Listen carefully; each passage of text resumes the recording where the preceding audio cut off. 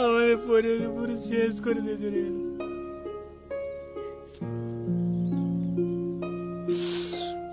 আমরা দিন আনে দিন গাড়িতে করে কিছু জায়গা আগামী চাষ করছি, তাই তাদের সহ্যই হচ্ছে না অনেকে।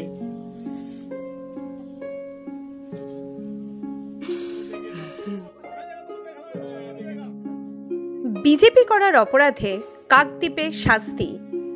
লোকসভা নির্বাচন এগিয়ে আসতেই জেলায় জেলায় বিরোধীদের কণ্ঠরোধের চেষ্টা। এমনই এক ছবি উঠে এলো কাকদ্বীপের রামগোপালপুরে। সেখানে পঞ্চায়েত ভোটে পট্টনায়ক পরিবার বিজেপি করেছে। এই সন্দেহে পরিবারের লক্ষাধিক টাকার গাছ কেটে বিক্রি করে দেওয়ার অভিযোগ শাসকের বিরুদ্ধে। পট্টনায়ক পরিবারের মনোরমা পট্টনায়কের অভিযোগ, 25 বছর আগে ওয়ারিশ সূত্রে কন্যা হিসেবে বাবার সম্পত্তি পেয়ে স্বামী ও ছেলেকে নিয়ে এখানে বসবাস শুরু করেন। তাদের নিজস্ব যাতায়াতের রাস্তার পাশে দামি দামি গাছও বসিয়েছিলেন। কিন্তু পরবর্তীকালে জানা যায় তাদের জায়গার বেশ কিছু অংশ ওয়েস্টেড ল্যান্ড হিসেবে চিহ্নিত হয়েছে। যেহেতু তারা 25 বছর ধরে জায়গাটি দখল করে আছেন, তাই দুয়ারে সরকারে রেকর্ড সংশোধন ও পাট্টার জন্য আবেদন করেছিলেন। ইতিমধ্যে ওই এলাকার শাসক দলের নেতারা জোর করে মোটা মোটা গাছগুলো কেটে বিক্রি করে দিয়ে যান। বলতে আমার শ্বশুরের জায়গাটা দিয়ে ঘর করে দিয়ে গেছে, আমার জায়গাটা 25-26 বছর হয়ে গেল আজ পর্যন্ত। এখন আমরা এই সময় আমরা সরকার থেকে আবেদন, সরকার দুয়ারে সরকারে আবেদন করে আমরা পাট্টা পেয়েছি।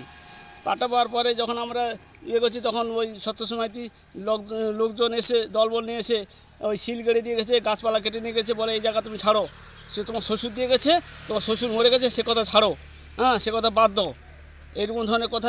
কেন এর করছে? হ্যাঁ, আমরা হচ্ছে ওই বিজেপি করি, এই সন্দেহের চোখে দেখে বিজেপি করে বলে এই জন্য এই ঘটনা ঘটেছে। জায়গা দিয়ে ঘর করে দিয়েছে। আজকে ভাই বলে আমি জায়গা আমার বলে 25-26 বছর হলো আমার ঘর করেছি। আজকে সেই সভাপতি এসে বলে সত্যেশ্বর মাইতি বলতেছে যে এটা রবি বলে এখানে সিল মারো। হ্যাঁ, কেন আমাদেরকে সন্দেহ চোখে দেখে বলে, আর এদিকে সিল মারো, এখন ওই বিজেপি করি নাকি, এটা সন্দেহ চোখে দেখে, তোরা ঘৃণার পাত্র হয়ে গেলি, এ করলি, এইসব করে এই সিল মেরে দিয়ে গেলে আগে গাদা খালি করো, নাহলে আমাদের ছেলেবেলে এলে তঞ্চনঞ্চ হয়ে যাবে, আগুন ধরে হয়ে যাবে, কোথায় হুড় হয়ে যাবে। সব গাছ কেটে নিয়ে গেছে, সব গাছ কেটে নিয়ে গেছে, একটা কোনো রাখিনি, আমার সব শেষ করে দিয়েছে, একবার শ্মশান মতন করে দিয়ে গেছে। আবার জায়গাটা যে ছিল ওরা হচ্ছে মাপ করে কিছু বুঝলো না, কিছু করলো না, ওরা এসে শিল্পতিতে বলে গেছে এর এপার থেকে ওটা তোর, আর এটা হচ্ছে যার জায়গা ছিল তার, কিন্তু নয়। তারপরে এখানে বলছে গাছপালাগুলো যে আছে ওগুলো সব হেঁটে নিতে বলেছে, ওদের তো বিরোধী দলের লোক। তারপরে গাদা কেন ধান ঝাড়াঝুনি, কেন ধান সব তুলে নিবি এখান থেকে, তুই আমাদের সঙ্গে পারবি তো? কেন এরকম করলো, কেন করছে? ওই আমাদের সন্দেহ চোখে বিজেপি বাড়ি করি বলে বলছি ওরা, তাই ওরা নিশ্চয়ই আমি যে এই কথা যে বলছি, এই কথা তোমাদের বলা মনে ভাবছে আমার তোমাদের বিজেপি দল করি আমরা। কে ছিল সঙ্গে? শতব্রত মাইতি, উত্তম সেনাপতি, তারপর রবীন্দ্র পঞ্চায়েত সমিতির সহসভাপতি শতব্রত মাইতির নির্দেশে সব কিছু হয়েছে। উনি এসেছিলেন।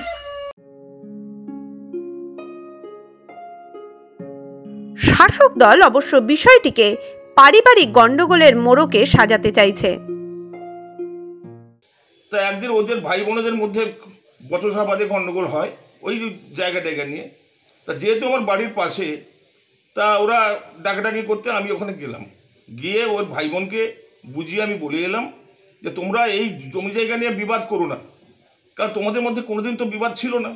তা আজকের হঠাৎ একটা রেকর্ডকে কেন্দ্র করে এরকম একটা বিবাদ করছো কেন?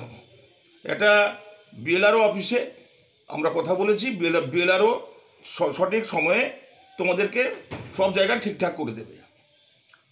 তা এই করে আমি আবার চলে এসেছি। বিজেপির অভিযোগ, বিরোধী দল করার জন্যই শাসকের রোষে পড়ে ওই পরিবার। তার শ্বশুর তাকে জায়গা জমিন দিয়েছে, এবং কি সেই জায়গায় রেকর্ড হয়ে গেছে, পাট্টাও আছে, হয়তো গাছপালা করে দীর্ঘদিন তারা বসবাস করছে। এতগুলো গাছ শতব্রত মাইতি নিজে থাকায় তিনি একজন অঞ্চলের সভাপতি ছিলেন। আজকে জানি না তিনি এইভাবে কিভাবে করলো। এই পঞ্চায়েত সমিতির সহসভাপতি উনি, কাকদ্বীপ আমাদের পঞ্চায়েত সমিতি। তা সেই জায়গাতে আজকের এই তাপস পট্টনায়ক তার এই ক্ষতিগ্রস্তগুলো করলো, বহুত তাদের গাছপালাগুলো সব কেটে দিয়েছে। এই হঠকারিতা, এইসব গাছ কাটতে গেলে বন দপ্তরের তার পারমিশন প্রয়োজন হয়, নিজের গাছ যদি কাটতে হয় তাতেও বন দপ্তরের প্রয়োজন হয়। সেই জায়গাগুলো ওনার সেই কিছুগুলো মানছে না। উনি যখন যেটা ভাবছে বিজেপি কর্মীর যত যাবতীয় কাজ তাদেরকে উৎখাত করার একটা চিন্তাভাবনা এদের মধ্যে থেকে, এটা সবসময়ই চলছে আমাদের রামগোপালপুর অঞ্চলে।